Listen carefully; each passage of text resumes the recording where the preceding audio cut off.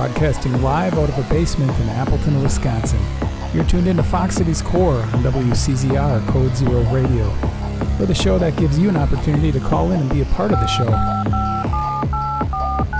Our call-in line is 920-358-0795.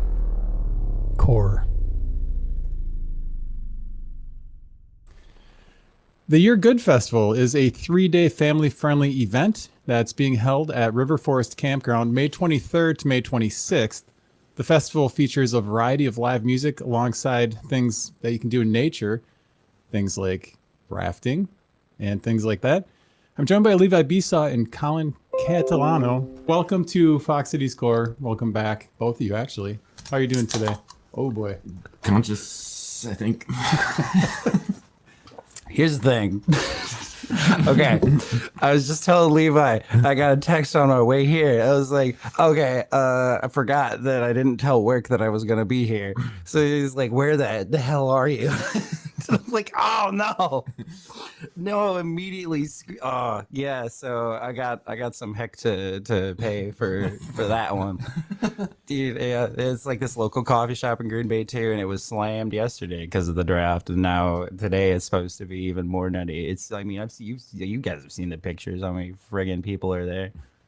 Well, Collin, you've been here a lot of times, and normally you're here with Charlie. Yeah. And you guys stay up and play video games all night. Yes. You and Levi did not do that last night. We were gonna, but We thought about it, but I ended up because last night I ended up going to the movie Charlie and I and the guys in Before Dawn and Stuart McLean worked on was premiered at the 602 Club in Appleton. So I went and saw that. It was super cool to finally see the final cut of that. It's I think something like 2 years in the making. We shot it in like 7 weeks or something like that, but Xxtra Deadd, 2 X's, 2 D's at the end of Dead. It's a really fun little campy horror movie that we made.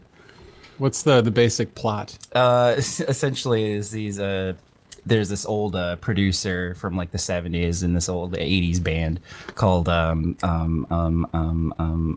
Deadd, with 2 D's at the end. It's so silly. I love it. But basically they were oh my God! Sorry, it is early. It is so early for me. Yeah, this old producer for this band gets brought back and starts murdering people with this like extremely long coke nail, and he's like killing all the old members of the band. And the premise is the band has to find a way to send him back, this guy Shandy Blaine, back to hell, and they find out the only way they can do that is through live music, because what brought him from hell is playing this old analog tape that they had. It's so silly, and there's so much personality in every square inch of it. And they asked me to do a thank you, we need this. It's a bit for later, don't worry about it. They asked me to do like a new segment for it, and because that's one of my favorite things to do is like of the time, the look of like his old analog, like the CRT stuff. So I played a newscaster in that, and I remember it was due by Friday the 13th 2 years ago, and I was sending Stuart the final footage like edited the morning of that it was supposed to like be played, and I was like, all right, sorry. So where are people going to be able to view this? As far as I know, Stuart's planning on putting it up. I know he submitted it to some film festivals this past season, and I think it won Best International Film in Film Festival in Canada. So that was pretty cool. I was like, it doesn't feel international to me, but I think they're planning on. I think it's probably just gonna end up being like on YouTube or something like that. It's about like 25 minutes long, something like that. It's pretty quick watch. What was the name of that film again? The Xxtra Deadd, XXTRADEADD. It's so good. Did you come up with the name of that? That wasn't me. Okay. I think that was Stuart was the one who came up with that. Yeah. So you're kind of taking a chance as far as people finding it online, and you get that with some bands. Some people name their bands with different spellings, and then it just makes it difficult. Well, I mean, I might have shot myself in the foot with that, but I have like a project called Wood Violet, and it's all lowercase. There's an interpunct in there. I wanted that dot in the middle of it, and it makes it impossible to look up.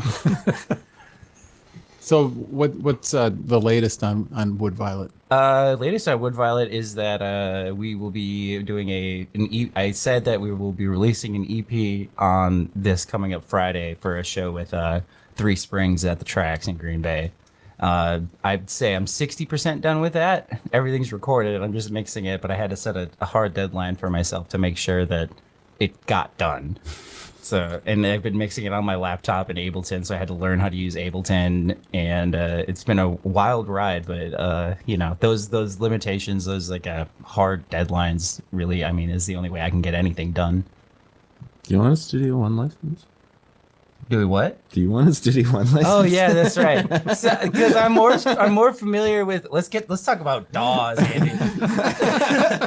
So I grew up working on Pro Tools, and I hated it. I thought it was stupid. They moved to a dumb license thing.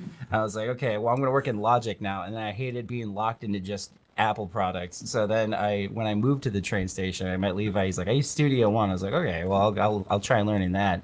And so far, I think that's been my favorite. And then I moved back to Green Bay, and I was like, well, I don't have Studio One anymore, but I got Ableton.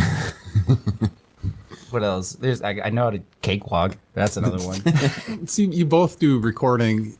Does the DAW really matter as far as you're basically looking at different formats as far as how it's laid out and then different plugins, right? Yeah, it's workflow more than anything. Mm-hmm. Like the quality is pretty much the same across the board. It just really boils down to workflow. I feel like. Yeah, and like.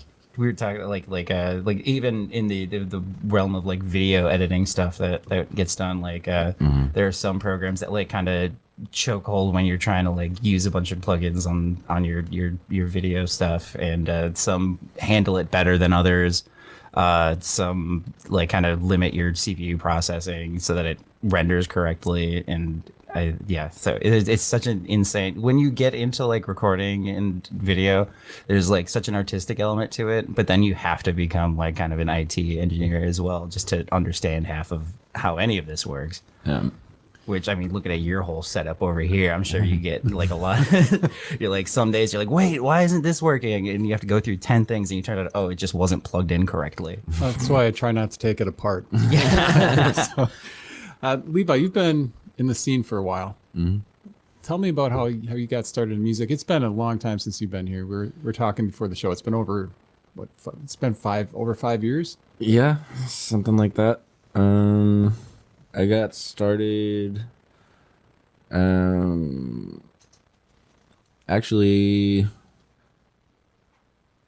well, I bought a guitar and I just like played it alone for like several years. I didn't have any friends.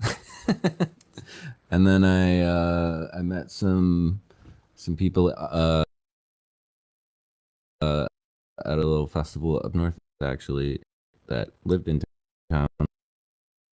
It's called Jam.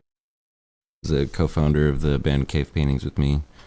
And Jesse Besaw, who does all kinds of cool flow art stuff all over the world at this point.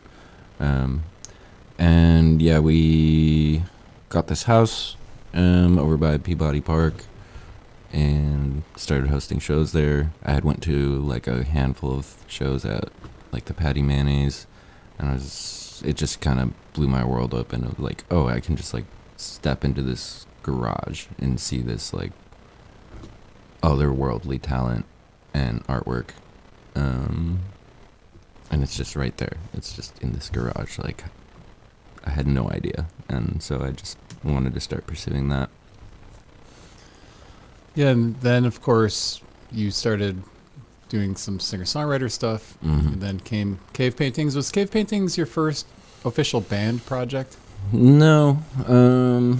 I think I would say it was my second one. The first one was called Puzzle Piece. But yeah, it was the longest running one, and I would say the most involved one. Yeah.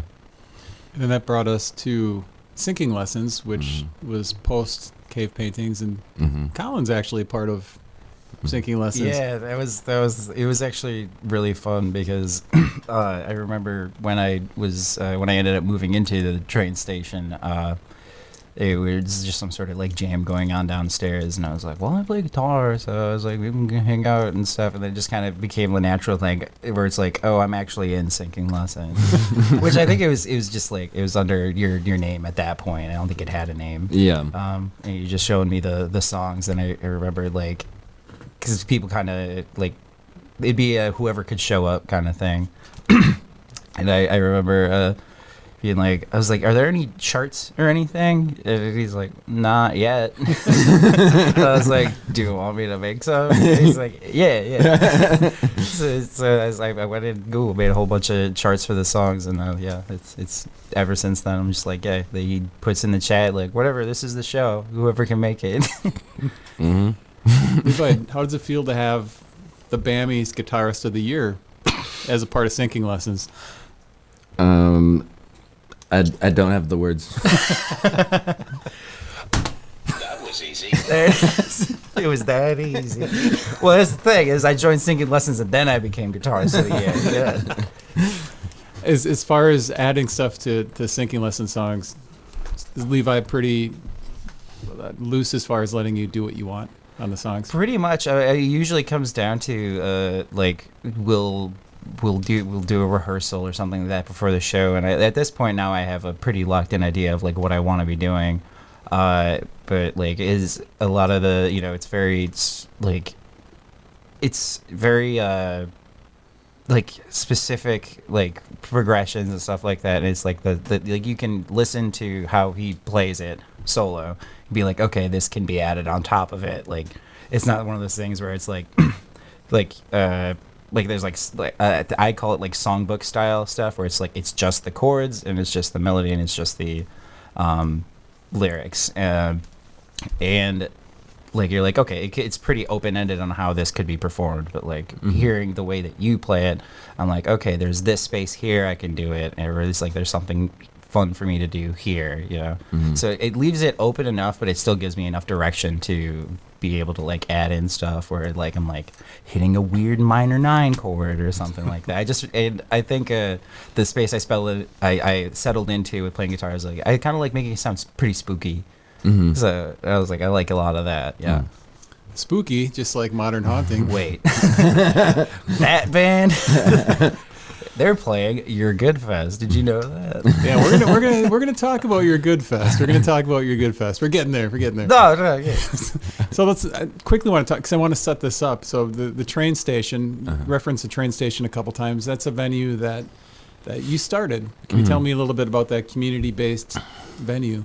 Sure. So, yeah, I moved into this commercial space with a bunch of punks in 2013, and we were just kind of kicking the tires on it, see how it felt. And so we rented it for a year and a half, and it seemed good. We were throwing shows, and I really, really wanted a space that we could explore expression in without getting kicked out of. So I put a down payment on it and went to work on it. What's been the biggest surprise about owning a place so far?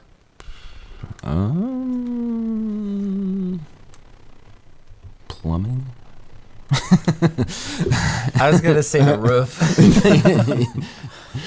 Yeah, I mean the roof needs attention. That's not so much of a surprise though. But no, I was like a couple years in, and all of a sudden there was no water pressure, and then I had to look into that, and it was like, oh, I guess I'm gonna learn how to do plumbing. All the sexy stuff about owning a venue. Let me tell you. Well, you were doing quite a few shows there towards the beginning of the train station and a lot of community things there. Yep. Did you have any standout events during that time? One of my favorite things was we had a group called the Beehive Collective come in and do a presentation on mutual aid and water rights and fracking. They have this really cool process where they tell stories through this really like complex artwork that they put up on a projector, and they kind of explain the story of what they're talking about through the artwork. and try to get people active and involved in different activist causes. In that case, it was water rights and fracking. And also just explaining the concept of mutual aid, which I think is a brilliant community model, and it's something that we're working on a version of at the train station and just in the Fox Valley in general. Yeah. Well, and it's called the train station for a reason. It's right by the tracks on Story Street. Mm-hmm. Did the train volume ever affect any of the events that were going on there? No, not the events. It's in a couple recordings. Yeah. Well, living there, are you used to that sound of the trains going past? It changes by season, whether the windows are open or not. Get used to it, and then you open the windows, and then you're not used to it again for a little while. But I never knew there was a train. What?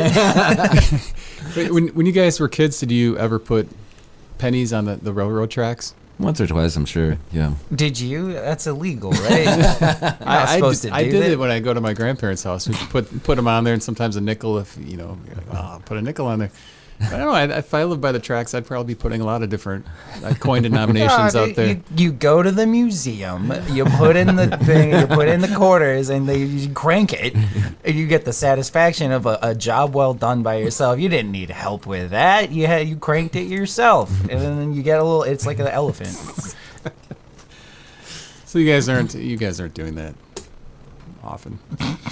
I don't think I've ever done that. I've never heard of that being a thing. It's fun. You should You try have this it. whole Really? bootstraps response to it. Yeah. Love it. Okay, so lots of events at the train station, and then you started something called Rise. Mm-hmm. Tell me about that. Rise Fest was just kind of just a excuse to have like a DIY festival with bands that maybe weren't getting on other stages. That was always a big part of the train station shows too. It was just open to any form of art. So the idea with Rise Sessions was to just like kind of continue that, or Rise Fest was to continue that in festival form, and also to use it as sort of a launch pad for Rise Sessions, which are making records and doing video sessions for bands for free, because that stuff's expensive and they need it. Mm-hmm. So, and yeah, that was kind of one of my things with starting the train station, having a recording studio too, is I knew I would never have the funds to explore in a studio the way that I would want to. So I wanted to make one and then make that available to other people. So that's what Rise Sessions is for as well. How many Rise Session video things did you do? So far we've done 2, and we have a 3rd one on the way. And we're hoping to do more. We're looking for sponsors for it, so that the whole crew, anybody that's working on the production, can get paid for their time, and we can keep it free for the artists. That sounds great, and really, yeah, video content's pretty important for artists nowadays. Yeah. For sure. Well, so you did the Rise Fest at Tallulah Park. You moved it to Pierce. Mm-hmm. And then that gets us to the Your Good Festival. Mm-hmm. This is the 3rd Your Good Festival. Tell me about how this whole thing started.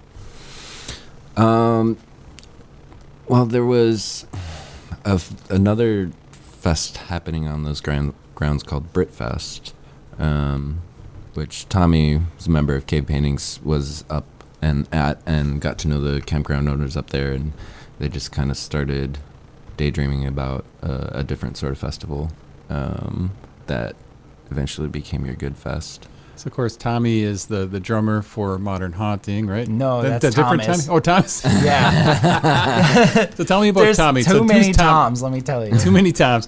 Which Tom is this? Tommy Duran. He's just a super sweet guy. Plays bass in cave paintings, and he's one of those guys that just like knows everybody and like just puts people together and kind of watches what they do. Like He has this, like, the sweetest laugh. he does. Yeah. He just connects people and is connected to people, and yeah, he's just such a sweetheart. So yeah, he kind of daydreamed with the campground owners of putting this festival together, and then started talking to me about it. And so I started getting involved and going up there and figuring it out. And it's been a little bit of a duct tape and shoestring situation the last couple of years. Yeah. But it feels more solid every year, and it's been super fun every time. Yeah. So that's 3 days of bands. You've actually got bands Friday, Saturday, and Sunday. Has it always been 3 days of bands, or what's changed since the first fest? The stage, mostly. The stage gets like a little bit nicer each time. I will say that. As far as things, I feel like not too, like, I mean, like, remember the first year that we were running into power issues, and then so we came back the second year and we're like, okay, power issues are resolved and we're going to be good. Didn't have any issues with that. Yeah, But I ran up and down that hill like 40 times the first year. he got his cardio, let me tell you. And then year two, there's like a lot more rain, and the roof they had for the stage was made out of like this tarp thing, just it kept dripping water and leaking in. So I think they've fixed that now. So we keep kind of joking about it because it's your good fest. And then year two is like, it's fine. And then we're like, this year is going to be like, what more do you want? Well, there's a lot more to do up there besides music. If people, want to do rafting, and what are some of the outdoor things people can do up there? Yeah, there's rafting. The campground has a pretty nice setup with like a company that will come and like do pickup and drop offs, so you don't really have to worry about planning it so much yourself. And just really beautiful trails. It's just a gorgeous area. Yeah, I went camping there just by myself this last summer too, and like there's a couple of cool like little small bars that have food up the road too that are really nice. I just enjoy walking around and just chit chatting with everybody. There's a spot too, like, so you got the stage, and then it kind of like goes out into some more camp areas, and there's like a small trail that leads off into this small clearing. And if you go there when it's like cloudless night and it's like pitch black, you look up and it's, well, not pitch black, like no clouds, and it's midnight, and you look up and it's like the most gorgeous view of the stars that like I think I've ever seen personally. So people need to buy tickets for this. Obviously, it's $45. Sounds right. Correct. And that gets you camping, or does that just get you into the show? I believe that's just the show, and camping is separate. Okay, so if people were going up, you're buying the $45 is to buy a ticket for the show. Yeah. Then if you want to stay up there, you can Yeah. do that. Yeah. I should be more confident about this, but I think that's correct. Yeah, because it's 45 for the. Because then, you can also rent the site, which I believe the sites are filling up pretty because it's Memorial Day weekend. So, but I think there is like another campground somewhere close in the vicinity, but it's not too bad of a drive. I made it the other last year. And there's, you can get like your own site, like if you're going with a group, and otherwise, I believe there's like general camping too. Yep. That's a little bit more affordable. That's just kind of like around the stage. You can just put a tent up and yeah. What's the mix of people that are just up there not knowing there's bands versus people that are coming up there to see, the bands that are playing? That was the thing the first year. Yeah. Is there's a lot of people who really didn't know there was music going on. Yeah. So there's a lot of people kind of wandering into the show who hadn't necessarily paid for it. But it's like, it's the first time, so we're just trying to put the vibe out there. But like last year was so friggin' heartwarming. There was a lot of people who like made the trip for it. And I feel like this year it's going to be a lot more people who like are familiar with what's happening. Like each year it grows a little bit more. Well, it's family friendly, which I think is great. Talking about shows that people can go to that are all ages around here. You can bring the whole family and enjoy music and do some rafting if you want, or camping. The rafting is so much fun. That was my favorite part, other than the music. I love the rafting. Are there spots along the river where people can get off and then use the bathroom? Because nobody pees in the river, right? Nobody would ever. Well, I had the aunt that was like, I got the chemicals I can put in the pool to know. So that's the raffinader. Like, we got the chemicals you can put in the thing. We know if you peed in the river, all right? I've got a question here. Is the fest dog friendly? It is, but it does require them to be leashed.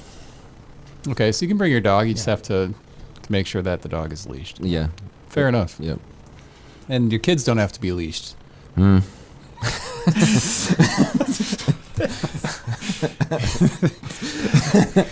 comment.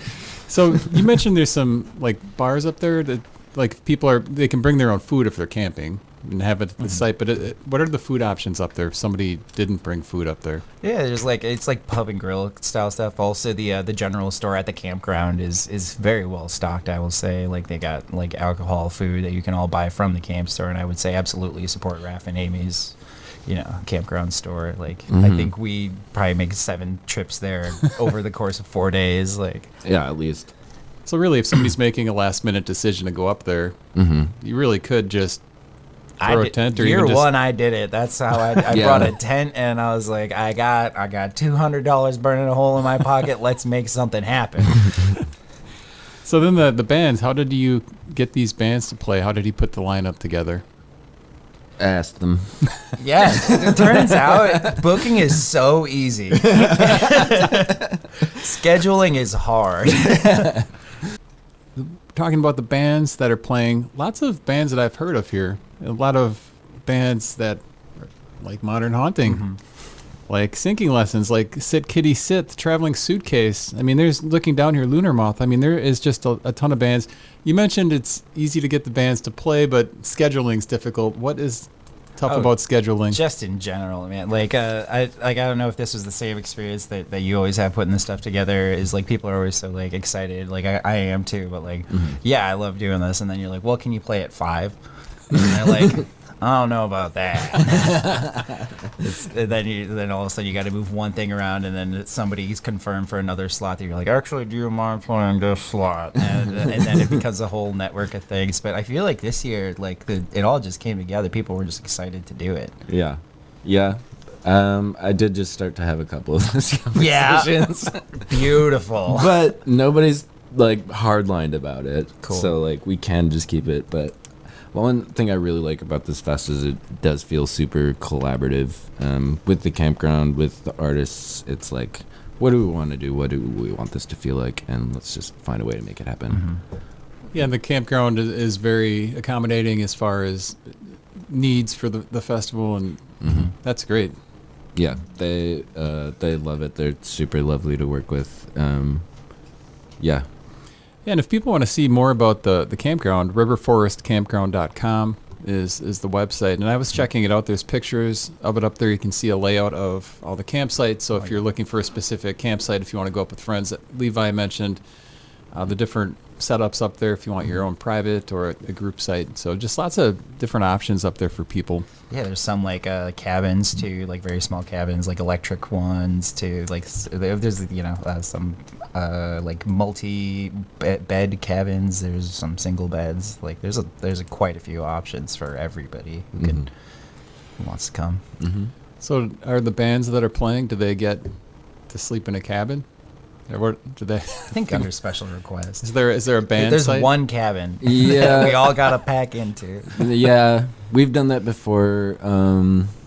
It's general camping for the bands, but if they really need, for some reason, if that doesn't work for them, then yeah, Amy and Ralph will figure something out for them. Yeah. So the weather obviously something you're probably going to be keeping your eyes on all the way up until the actual event. Let me tell We you. got so lucky the first year. We like didn't even think about it, and we had no plan. covering. There was no plan for it, but it was perfect weather Yeah. the whole time. You mentioned, was it year 2 that it poured out? Started pouring. Which honestly, for Sunday, it kind of cooked. Yeah, Like, because yeah. it wasn't pouring, but it was this nice little afternoon thing, and it just like really kind of like a nice little cap off to the thing. Yeah. Unintentionally made it like a really nice flow of energy for sure. Mm-hmm. So the Sunday music, is the Sunday show typically a little lighter as far as attendance compared to Saturday and Friday? Yeah, usually people are start like packing out and stuff like that. But you know, we were always kind of like brainstorming ways to like still have Sunday be like a big community thing. We tossed around like a potluck style deal, or just like a food being available, like hot like pancake stuff or something. Mm-hmm. Well, so Dead Swans and Natural Satellites play on the Sunday. Well, Until things change. Booking Dead bands Swans- is easy. Dead Swans had to drop, unfortunately, but Michael Grabner's going to Oh, play. great. Yeah. Solid. Yep. Michael Yeah. Grabner, star of the first Rise session. Yeah. Yeah, so you probably have a lot of people playing this that you had playing at the Rise sessions and at the Rise fests, and Mm-hmm. and people that you've had at the train station. Yeah. Yeah. Booking it was honestly kind of a dream. I just asked a bunch of people, and pretty much everyone said yes and didn't ask me any questions about Yeah, it. sure I enough. was like, okay, No, great. no questions yet. Yeah. And That then, was easy. so Bernardo Cano, am I saying that right? Is the Uh-huh. they were part of Sinking Lessons, weren't they? Yeah. Yeah. So Yeah. so double duty for them. Yep. Double duty for Collin. Mm-hmm. Where was it? That was last year. I had triple duty because it was Wood Violet's first full band show we did last year. Yeah. Yeah. So We get extra duty, too, because we run production. Oh, then we're also We run we're production as running well, production so. and setting up the stage and running sound. And Yeah. Well, people lights. might have seen you guys doing sound up here.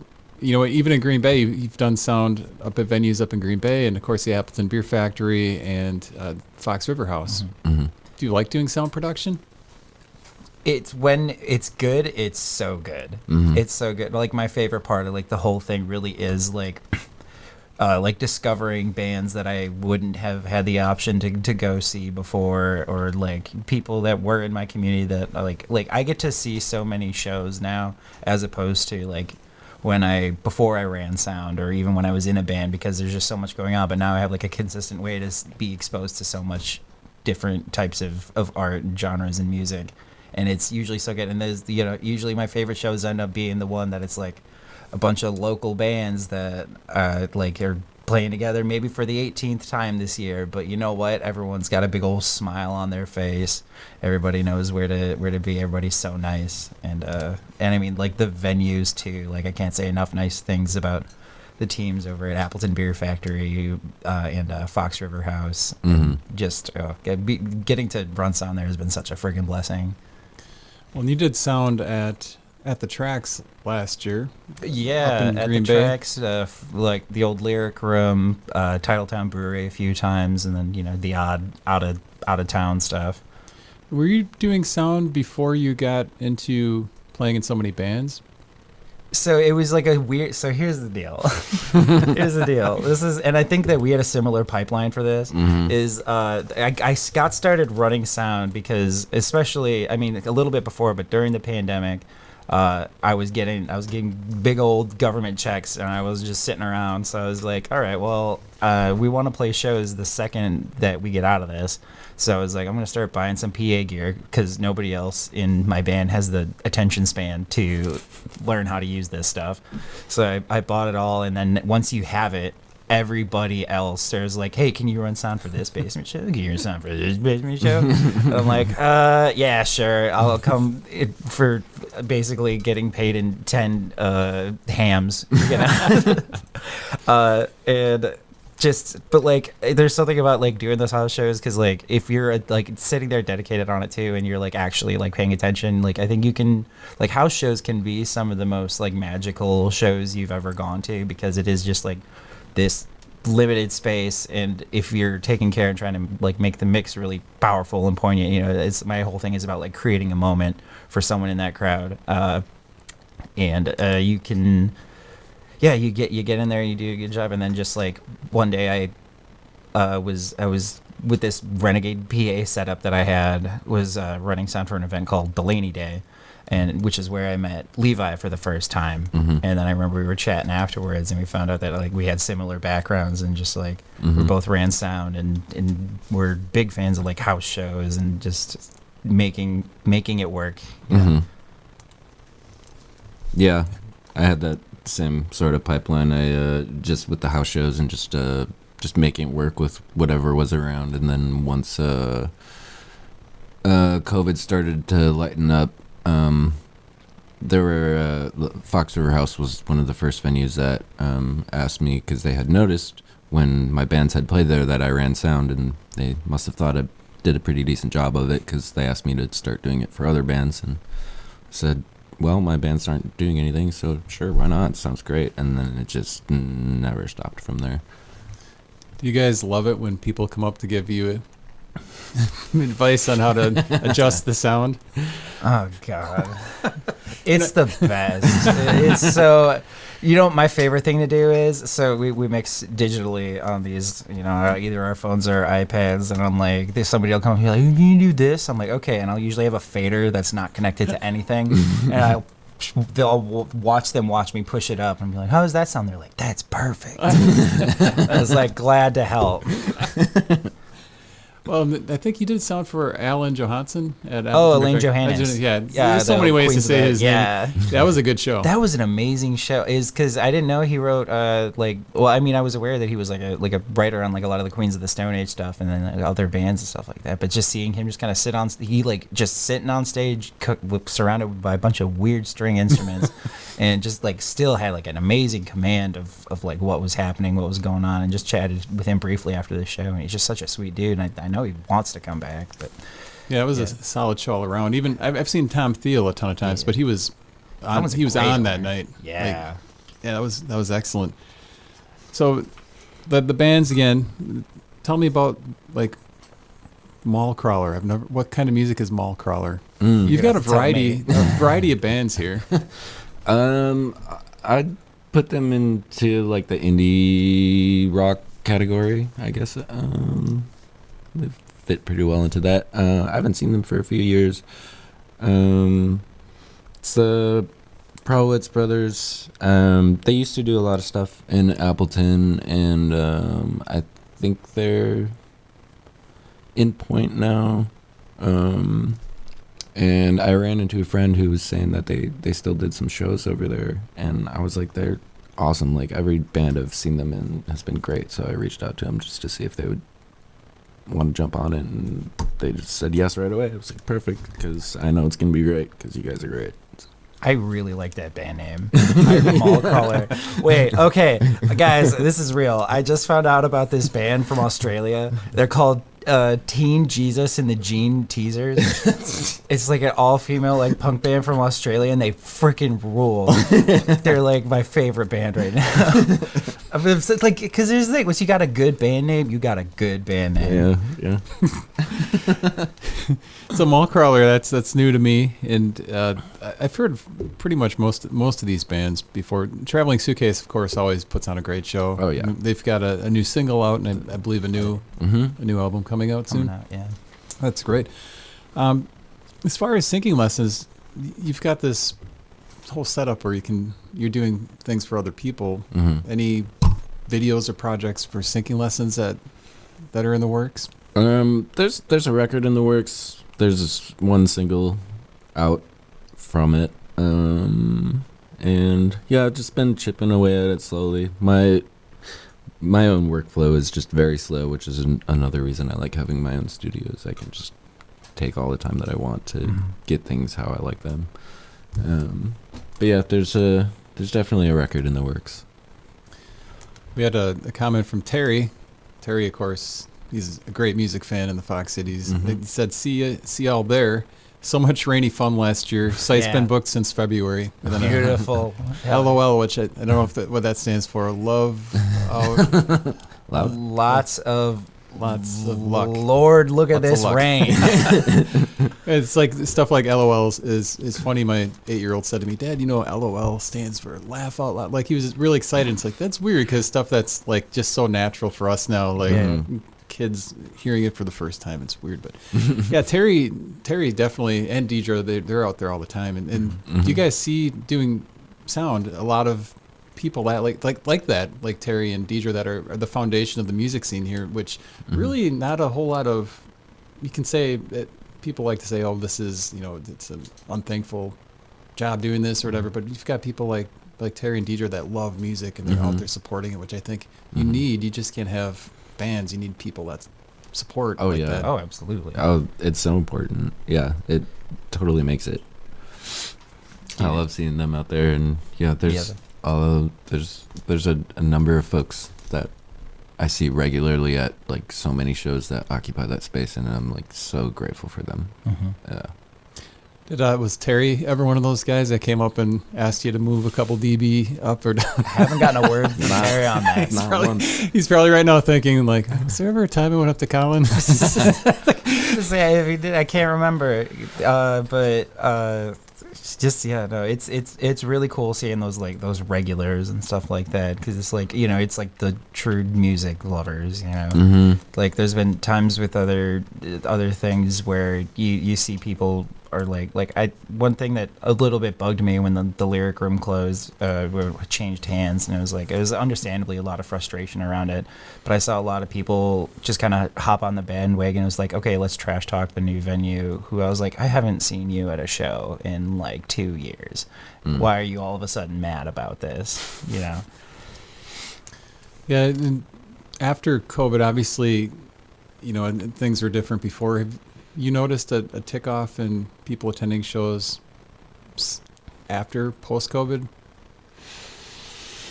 Me personally, I noticed a lot of because it was like a whole thing of there was like a new wave of bands. Wait, someone write that down. That could be a genre. No, there was like a whole new kind of a wave of bands, and then there was a new wave of the audience members who went out to shows, like people who now could and then I still think it's super important that there's like the spaces for all ages venues, like thinking like New Moon and Oshkosh and stuff like that, Jambalaya, where it's because there's always more people who are like looking for a space to be safe, but like be able to enjoy community and art in that regard. So I think it's just really cool that music continues to be a thing of new bands. I think feel, especially in Green Bay and Appleton, feel very welcomed. Everyone's just kind of excited that there's more art, and likewise with the audience, there's people who are now given space for that they didn't have before. Yeah, well put. Is there a memory you have from Mile of Music? Can I ask if you're playing the festival this year, if you know? I don't think I'm allowed to say that. Actually. Yeah, I actually think that's illegal. So you're both playing the festival this year, which is exciting. You didn't say that. I did, but I mean, you did not say that. Is there anything? What specifically do you like about Mile of Music every year? What do you remember about attending, and what's different now that you're performing? I love the sense of community and just the kindness that everyone has that you come across during the whole thing. You can kind of tell, especially mid-Saturday or, as things go on, that people are they are just giving it everything they got to make it through this weekend. And they may not have much left, but they're still so kind to you. I'll throw Eric Herm. Yeah. Fox Cities Live. He's definitely one of the people trying to notch up 200 shows. Oh my God! Right? Jeez. That's insane. I was like even like running sound for most of it. You got guys like over here like bouncing around to every friggin' venue trying to see. I was just like to hear this like about like it's because everyone has like a different plan for Mile 2, which is also the really interesting thing. That people are like, I'm gonna camp out at one venue, or I'm just gonna like go see these bands. And I mean, the app helps super like a lot with that. And then there was like a couple of guys there's a musician I'm following, and he's in like 2 or 3 bands or something like that, and they catch all of that musicians shows. And like it's just so interesting how you can approach it like 1,000 different ways. So I guess being performers now, are you making a point to go out and see shows, or saving your energy for your performances? It's tough to balance that between, and we also help with production as well. So. And there's a whole community too. It's like a class reunion inside the artist lounge, right? So that's kind of like. Yeah, I love that artist lounge. It was it last year? I want to say we were waiting to get the ears done, because Mile has a lot of great programs for artists. Again, we were getting the earplugs that are like really custom molded and stuff like that. And there's something that's like really fun to me about like being in that room with like 6 other people that you may or may not know, but also all of you are chomping down on this block and you're drooling down the right side of your face. And you're like, it's very just like, yeah, like there's no ego here. Like we're just doing what we gotta do. So this year for Mile of Music, if you're performing, right? All I can say is, man, Carla put on a show last year. That's what a wild ride. Yeah, the Balcony Brothers. Yeah, that was at the bar. That's the thing. I think I blacked out halfway during their set, and I woke up, and the mile was just over. Apparently, I ran sound. I don't know. So, how many shows did you take part in last year then? I think I ran sound for about half of the ones at Appleton Beer Factory, and then I think we had 3 sets. I think we had 3 sets. Yeah. So you're probably a part of 40, 45 shows if you count. It's gonna be the parabola thing where it's like 0, 1, 3, 87, and then the next year I'm like, that can't happen. Back down to 0. I want to make sure we touch on everything here. There's Delaney Day. Delaney Day. Day. July 27th. Fox River House. Yeah. Yep. I don't think the lineup has been solidified yet for that, but no, it's pretty close. There's an EP. Is that the EP release show? No, I don't know why I put EP on. Well, we did the. It'd be fun to talk about the album. Yeah, we made we co-produced a record for Delaney, posthumous record together. Yeah. This is someone we like both know at different stages of our life, which was super cool. Like Delaney was someone I had gone to a lot of open mics with, and like played drums with her for like a show or 2. Well, she had I'll never forget it. It was an EP with a song for each of the seasons, which was a nice variety of, different genres, I guess, or different feels. But yeah, she was always super cool. I remember talking to her at the train station. So there's going to be a show. Yeah, it's a show we've been doing the last couple of years. I think this is going to be the last one, so it should definitely come out. It's like a fundraiser too. Yeah, it's in memory of Delaney, and it's also a fundraiser for Diverse and Resilient, which is a really great local advocacy group for queer folks. Safe space, and yeah, they do really, really good, really important work. You guys have a lot of stuff going on. I didn't even mention Wheeze Fest. Wheeze Fest is happening. Here's the thing. Okay, behind the scenes Wheeze Fest information. It's not even an annual thing. It's like a buy or triannual. Yeah. So I mean, okay. I'm here to say as official Wheeze Fest ambassador. We're practicing on Wednesday. Is going to be our first. We're doing the entirety of Maladroit, which is, by my account, the most underrated Weezer album of all friggin' time. It's Weezer, but it's rock and roll. It's still poppy hooks and shit and stuff like that. I can tell you this. We've been listening to it, and Charlie and I like Weezer again. It always takes like 5 months, but we're like. We were at an open mic last Wednesday, and then Charlie and I were both like, "Yeah, I think I'm ready to like Weezer again." And then we're gonna do it, and then we're gonna hate it again until the Weezfest 4. Is that 4? So there's never going to be like a thing where you guys just stop Weezfest because you've made it this far. Yeah, there will be. It's when Weezer opens. It's when somebody from Weezer opens. I don't know if I can say this part. This is actually might be too behind the scenes, but I'm just gonna say it. Weezfest 4 teaser. Matthew Sharp will be there. Read that how you will. We'll leave it there. Your Good Fest again. I want to keep bringing that up. May 23rd, May 25th. What's been the most rewarding thing about this? And it's the third year. I just love the community energy of this festival. It's just wholesome and has such good energy about it, and it's intimate. It's an intimate festival in the woods. Do the bands all our friends? Do the bands ever do any off the cuff collaborations during the sets?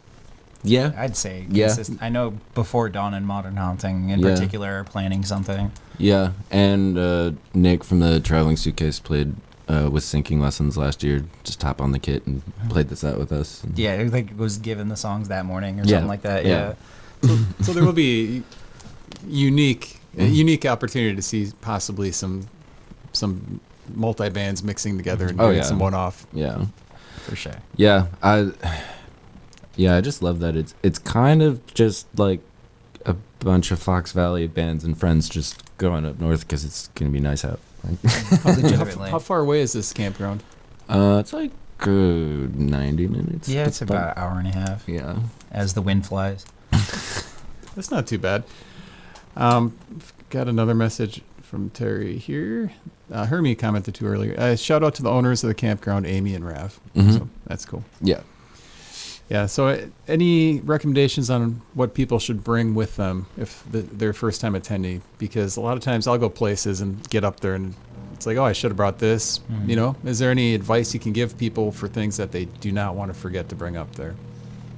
Well, fire starter. If you forget anything, Raph and Amy got you at the general store. Yeah, they absolutely do. They really, it's probably of any campground I've been to is the most well stocked for things I didn't know I needed.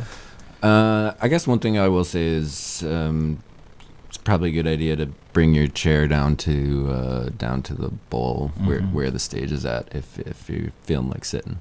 So there's no seating down there. I mean, there's plenty of ground, but there's a cool swing. I think there's a little cool chair thing. Yeah. Just like weather appropriate. You know, be prepared for whatever may happen. Be better than us. Be prepared. And you said there's an actual stage there. Yep. This year. Yeah. Okay. Great. Mm-hmm. So that's pretty much just bring your chairs and everything else you can get at the general store. And a good attitude. Is it okay? So camping. When I think of camping too, sometimes I think of the big parties and all these people that are super wasted. You're not going to run into that. Those are special designated campsites. Yeah, there is we did start designating a party campsite. I will say that. Yeah. Okay. And you're going to be selling merchandise. I'm assuming the bands will have merch.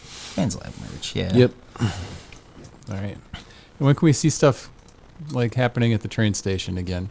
So we're planning to do just like quarterly events. We just hosted a drag show, which was super fun. That ruled. That was so much fun. So much fun. And yeah, we had the 10-year anniversary. The next thing we're talking about doing is there's actually a video game that's somebody has been working on for the last couple of years called Yora, and that's going to be released soon. It's like a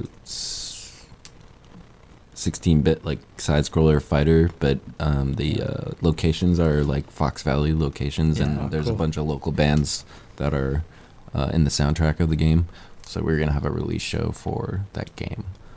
Not sure on the date yet. People will be able to play the game at the train station? Yeah, I imagine they will, and yeah, it's going to be on Steam and Xbox and all that stuff too. So does the train station have a website where people can go find out what's coming up at the train station? We post most of our stuff on Instagram and on Facebook. It does have a website. It's a little not up to date.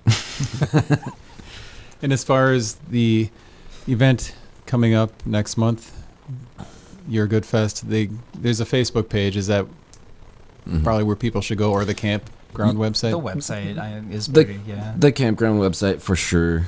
And so that's riverforestcampground.com. Yep. If people are looking. Yep.